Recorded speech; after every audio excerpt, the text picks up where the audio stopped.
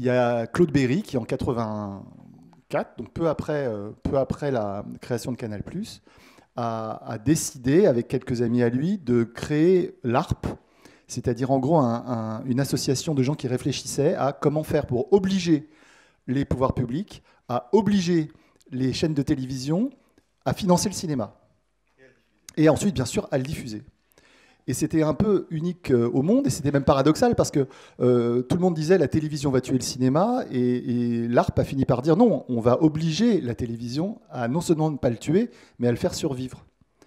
Et donc voilà cette alliance un petit peu paradoxale qu'il y a eu entre la télé et le cinéma. Quand je dis paradoxal, c'est que beaucoup de réalisateurs le faisaient à contre-cœur, parce qu'évidemment, quand on fait un film, c'est pour qu'il soit vu par le plus grand nombre, si possible, sur un grand écran.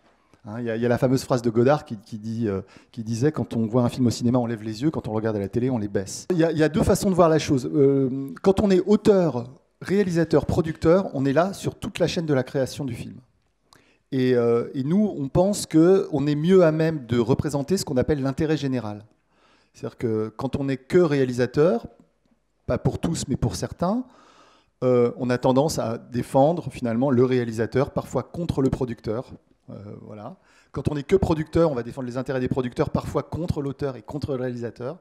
Et nous, on a la faiblesse de penser que quand on est les trois, ben, a priori, on veut que les films se fassent et qu'ils se fassent bien, et donc on est plus proche de l'intérêt général. Voilà. Alors, une fois qu'on a dit ça, c'est plus ou moins vrai, ça dépend évidemment des gens. Il y a des gens qui pensent plus à l'intérêt général, d'autres qui pensent plus à eux-mêmes, d'autres qui arrivent à faire les deux. Donc on a une forme de légitimité de ce fait-là. Maintenant, la SRF, qui a été créée avant l'ARP, hein, c'est postérieur à 68, il y avait un background plus politique, et qui ensuite, effectivement, avec le changement du monde qui s'est un peu complexifié, c'est-à-dire que c'est vrai que dans les années 60-70, en gros, il y avait une bipolarité entre, on va dire, ceux qui étaient les dirigeants, on va dire les patrons, et ceux qui étaient les employés. Donc on peut effectivement assez facilement transposer ça dans le cinéma en disant que le réalisateur est un employé, le producteur est un patron. En réalité, c'est beaucoup plus compliqué. Souvent, c'est bicéphale. Le réalisateur est autant un patron que le producteur. Parfois, certains réalisateurs sont même plus des patrons et les producteurs les suivent et les servent. Donc en fait, toute question qu'on se pose, nous, c'est d'élargir l'ARP. Parce que c'est vrai qu'il y a 200 cinéastes, que c'est très sélect, que c'est difficile d'y entrer et qu'on trouve que c'est dommage. Et donc, nous, on voudrait, enfin, moi, je voudrais, ça n'a pas encore été acté, mais moi, ce que je propose, c'est qu'il y ait, comme à la Comédie Française, les pensionnaires et les sociétaires. C'est-à-dire qu'on fasse entrer des gens qui ont envie, qui s'intéressent non seulement au cinéma, mais à la politique du cinéma, à comment faire coexister des cinéastes très différents et quel est notre intérêt commun et le défendre. Et au contact des réalisateurs de l'ARP et des gens qui bossent là-bas, petit à petit se dire, ben voilà, je vais créer ma boîte et je vais devenir aussi auteur, réalisateur, producteur. Et à ce moment-là, ils accéderaient au deuxième statut, qui est le statut équivalent de sociétaire. Et ça nous permettrait de passer de 200 à, je sais pas, à 400 cinéastes et peut-être d'inclure plus de courts-métragistes, etc., etc.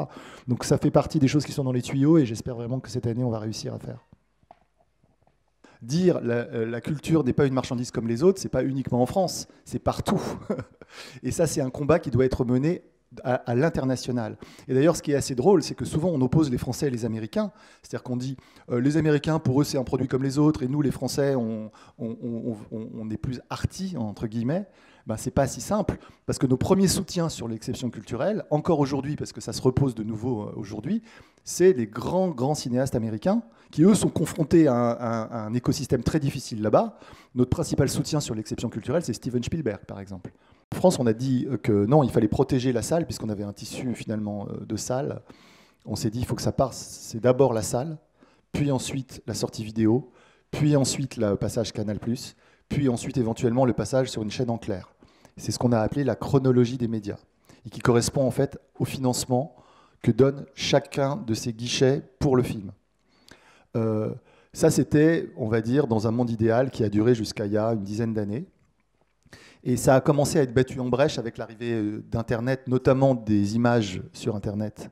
Mais c'est important quand même de le dire, c'est-à-dire que le principal concurrent au cinéma aujourd'hui, mais aussi aux chaînes de télé, à Canal+ notamment, c'est le piratage.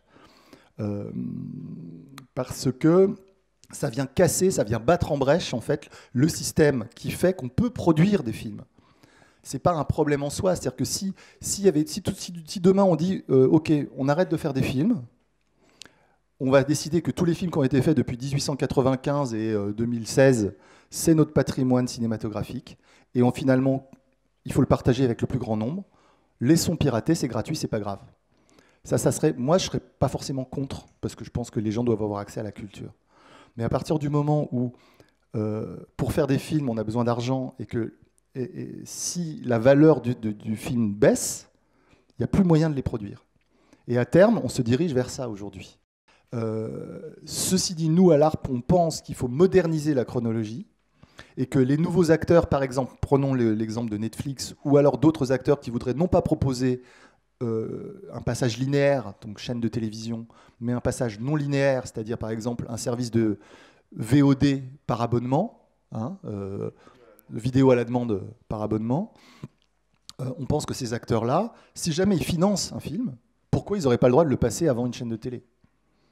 C'est-à-dire que moi personnellement, si demain, je sais pas, Amazon, parce qu'Amazon a des projets en France, si demain Amazon décide de produire 15 films, de mettre autant, voire plus d'argent que Canal+, mais de ne pas le sortir, de pas le passer sur les chaînes de télé, mais de le sortir en VOD, je ne vois pas pourquoi j'interdirais à Amazon de le faire. Personnellement, je pense que celui qui paye pour le film, qui croit en un film et qui paye pour le film, doit avoir le droit de le passer prioritairement, à l'exception de la salle, bien sûr, parce que la salle, pour le coup, il faut la protéger. Pourquoi la salle contribue-t-elle au financement du cinéma? Tout le monde contribue, les télés contribuent, puisqu'elles sont obligées de donner de l'argent, etc. Le CNC contribue. Et la salle, en quoi la salle contribue-t-elle? Et après, je lui dis, oui, c'est vrai qu'il y a une loi, la TSA, et ça, c'est important de le savoir, parce que c'est ce qui finance le CNC et ce qui finance les films d'auteur, et au-delà même, qui finance largement la production française. La TSA, c'est une taxe sur le ticket de cinéma. C'est-à-dire que quand vous achetez un ticket de cinéma, je ne sais pas si on vous a déjà parlé de ça, quand vous achetez un ticket de cinéma, disons une moyenne de 5 euros, disons 10 euros, c'est plus facile pour calculer. Un ticket de 10 euros, la TSA correspond à 2,66 € là-dessus. 2,66 €, c'est à peu près ça, hein, c'est 2,60 €, 2,66 €. Donc 2,66 € sont reversés dans un pot commun qui passe par le CNC pour toutes les aides pour le cinéma. Les aides automatiques, ce qu'on appelle le compte de soutien, et aussi les aides sélectives comme l'avance sur recette. Donc moi je me dis, Maxime Saada, quand il dit que la salle est fortement contributrice, il pense à la TSA. Sauf que ce n'est pas la salle qui contribue. C'est une loi, c'est un impôt. Donc c'est l'État qui impose à la salle, etc. Mais ce n'est pas la salle qui contribue, c'est le ticket de cinéma. Donc quand c'est 2,66 €, ce n'est pas la salle qui va donner 2,66 €, c'est le film. Et le film, c'est quoi? C'est la salle, en gros, pour 30%, la plupart du temps, et les ayants droit, c'est-à-dire producteurs, auteurs, pour 70%. Donc ces 2,66 €, en réalité, la salle, elle donne à peine 1 €. La salle est trop protégée en France, et si nous, cinéastes, on adore que nos films soient vus dans de bonnes conditions dans des salles, il faudrait, comme autrefois, que les salles, quand elles veulent un film, elles payent vraiment pour l'avoir. Et donc moi, j'ai employé ça a fait bondir quelques exploitants de salles qui étaient là.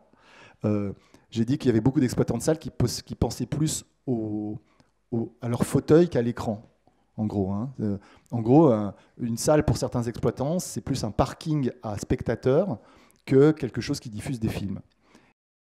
On avait fait un petit calcul pour savoir si on a fait une licence globale en France. Donc, par exemple, vous avez envie de pouvoir voir ce que vous voulez quand vous voulez, mais vous n'avez pas envie d'être un pirate, et donc vous voulez payer une licence globale. Donc on a vu, pour qu'on puisse continuer à produire les films français tels qu'on les produit aujourd'hui, avec une licence globale, il faudrait 250 € par mois et par personne, minimum, en fonction s'il y a suffisamment de monde. C'est absolument pas viable du tout, du tout, du tout.